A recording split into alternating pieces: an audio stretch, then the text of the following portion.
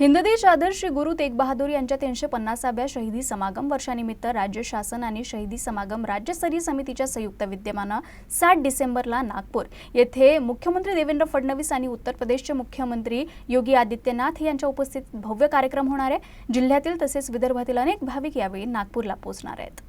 जिल्ह्यात विविध कार्यक्रमांचे आयोजन केले जात असून आवश्यक सुविधांची पूर्तता व्हावी, या उपक्रमाची माहिती सर्वदूर पोहोचावी असे निर्देश जिल्हाधिकारी वर्षा मीना यांनी दिले। जिल्हाधिकाऱ्यांच्या अध्यक्षतेत समिती सदस्य आणि समाज बांधवांच्या उपस्थितीत महसूल भवनात बैठक झाली।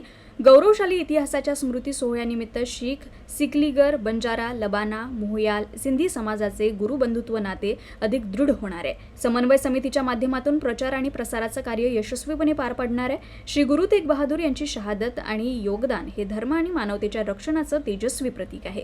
या कार्यक्रमाच्या माध्यमातून त्यांच्या शौर्याचा आणि श्रद्धेचा गौरव करण्यात येणार आहे।